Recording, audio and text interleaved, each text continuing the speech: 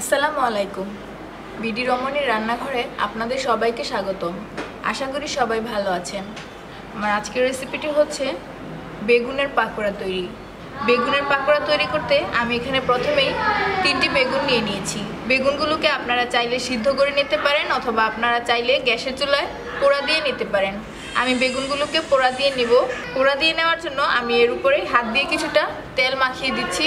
তেলটা মাখিয়ে দেওয়ার কারণ হচ্ছে এতে করে পোড়া দেওয়ার পর বেগুনের উপর থেকে খোসাটা ছাড়ানো সহজ হবে। আমি সবগুলো বেগুনে তেল মাখিয়ে দিচ্ছি। আর তেলটা মাখিয়ে দেওয়ার পর আমি বেগুনগুলো কিভাবে পোড়া দিতে হবে আপনাদের তাই দেখিয়ে দিব। আপনারা চাইলে কিন্তু সিদ্ধও করে নিতে পারেন। গ্যাসের চুলায় বেগুনগুলোকে পোড়া দেওয়ার জন্য আমি চুলায় একটি তাওয়া বসিয়ে নিয়েছি। আপনারা সরাসরি আগুনের উপরও পোড়া দিতে পারবেন। এবারে তাওয়ার মধ্যে আমি তেল দেওয়া বেগুনগুলো দিয়ে দিচ্ছি। চুলার আঁচটা আমি একেবারেই কমিয়ে দিচ্ছি। এবার লো হিটে আস্তে আস্তে বেগুনগুলো পোড়া হতে থাকবে। আমি একটা সাইড 5 মিনিট করে ভেজে নিব। তারপর আমি এরকমভাবে ঘুরিয়ে ঘুরিয়ে সব সাইড ভেজে নিব। এরকমভাবে ঘুরিয়ে ঘুরিয়ে উল্টিয়ে উল্টিয়ে সবগুলো সাইড ভেজে নিয়ে বেগুনগুলোকে সুন্দর করে ভেজে নিব। 5 মিনিট হয়ে গিয়েছে। এখন আমি উল্টে দিচ্ছি। দেখুন একটা পাশ এরকম ভাজা হয়ে গিয়েছে। এখন আমি উল্টিয়ে উল্টিয়ে দিচ্ছি। আর সেম পদ্ধতিতে আমি বারবার উল্টিয়ে পাল্টিয়ে বেগুনগুলোর চারোটা দিক সুন্দর করে ভেজে নিচ্ছি। দেখুন আমি সবগুলো বেগুন সুন্দর করে পোড়া দিয়ে নিয়েছি। আর আমি হাত দিয়ে দেখিয়ে দিচ্ছি কীরকম তুলতুলে হয়েছে। দেখুন ঠিক এইরকম সবগুলো বেগুনই একদম তুলতুলে হয়েছে। এখন আমি বেগুনগুলোকে চুলা থেকে নামিয়ে খোসাটা সহজে ছাড়িয়ে নিতে পারবো, কারণ আমি তেল দিয়ে নিয়েছিলাম। খোসাটা ছাড়িয়ে নিয়ে আমি বেগুনগুলোকে ছোট ছোট পিস করে একটি বাটিতে করে আপনাদের দেখিয়ে দিচ্ছি। বেগুনগুলোকে আমি পুড়ে নেওয়ার পর খোসাটা ছাড়িয়ে ছোট ছোট টুকরো করে একটি মিক্সিং বোলে নিয়ে নিয়েছি।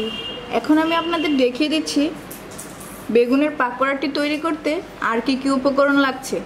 চলুন দেখে নেই আর কি কি উপকরণ লাগবে বেগুনের পাকোড়া তৈরি করতে। প্রথমেই আমার লাগছে বাঁধাকপি। আমি এখানে হাফ কাপ পরিমাণ বাঁধাকপি নিয়ে নিয়েছি। চালের গুঁড়ো লাগছে হাফ কাপ, যতটা লাগবে আমি ততটা ইউজ করব। পেঁয়াজ কুচি 2 টেবিল চামচ, কাঁচামরিচ কুচি 1 টেবিল চামচ, ধনেপাতা কুচি 2 টেবিল চামচ, লবণ স্বাদ মতো, আদা রসুন পেস্ট একসাথে আমি আদা রসুন পেস্ট করে নিয়েছি 2 চা চামচ।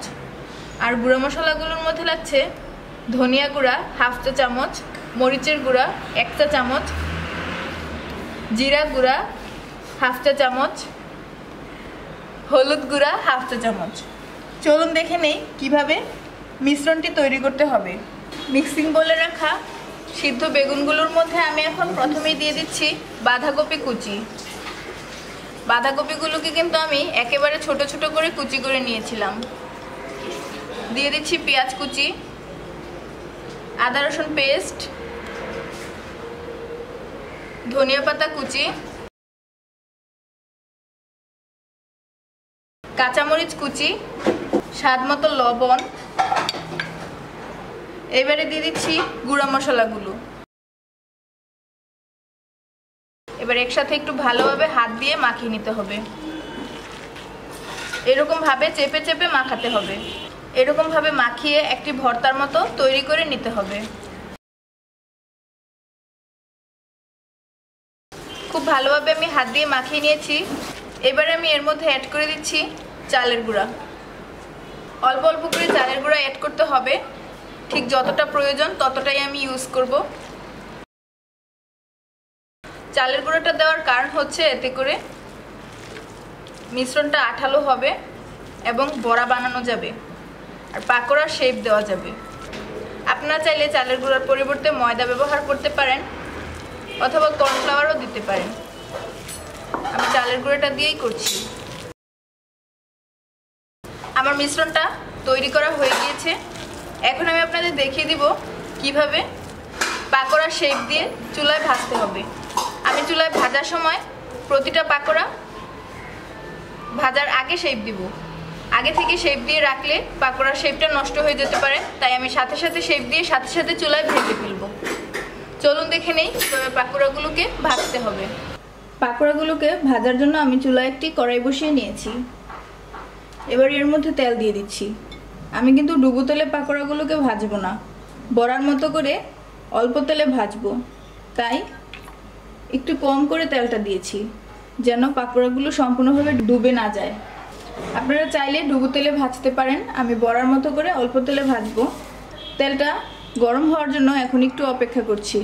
তেলটা গরম হয়ে গিয়েছে, এখন আমি চুলার আঁচটা কমিয়ে দিচ্ছি আর আপনাদের দেখিয়ে দিচ্ছি কিভাবে পাকোড়া তৈরি করতে হবে। দেখুন, মিশ্রণটি রেডি করে রেখেছিলাম তা এই পরিমাণে নিয়ে নিয়েছি। এবারে হাত দিয়ে এরকম ভাবে গোল গোল করে, তারপর এরকম করে একটু চেপে চেপে দিতে হবে। খেয়াল রাখতে হবে যেন সাইড দিয়ে বাঁধাকপিগুলো বেরিয়ে না যায়, তাহলে কিন্তু বাঁধাকপিগুলো ভাজার সময় পুড়ে যাবে। এরকম ভাবে বড়ার মতো রেডি করে আমি কড়াইয়ের মধ্যে দিয়ে দিচ্ছি। সেম পদ্ধতিতে আমি সবগুলো পাকোড়া রেডি করে করে কড়াইয়ে দিয়ে দিচ্ছি আর অল্প আঁচে ভেজে নিচ্ছি। সবগুলো পাকোড়া আমি তেলের মধ্যে দিয়ে দিয়েছি। এবারে সুন্দর করে হালকা সোনালী বর্ণের করে ভেজে নিচ্ছি। একটা পাশ ভাজা হয়ে গিয়েছে, এখন আমি সাবধানে উল্টে দিচ্ছি। দেখুন কি সুন্দর একটি কালার এসেছে। অপর পাশে আমি এরকম গোল্ডেন ব্রাউন করে ভেজে নিচ্ছি।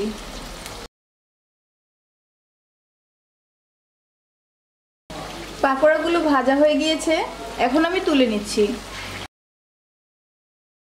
এরকম ভাবে তেল ঝরিয়ে তুলে নিয়ে আমি একটি কিচেন টাওয়েলের উপর রেখে দিব, যাতে করে অতিরিক্ত তেল কিচেন টাওয়েলটা শুষে নিতে পারে। আর সেম পদ্ধতিতে আমি সবগুলো পাকোড়া ভেজে নিচ্ছি। দেখুন কত সহজে তৈরি হয়ে গেল মজাদার বেগুন পাকোড়া অথবা বেগুনের বড়া। আমার রেসিপিটি ফলো করে আপনারা অবশ্যই বাসায় তৈরি করবেন মজাদার বেগুনের পাকোড়া। আর কেমন হলো তা অবশ্যই কমেন্টের মাধ্যমে আমাকে জানাবেন। আমার রেসিপিটি ভালো লাগলে প্লিজ লাইক অ্যান্ড শেয়ার করুন।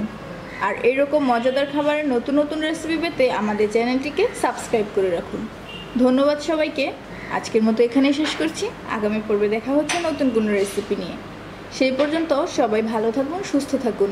আল্লাহ হাফেজ।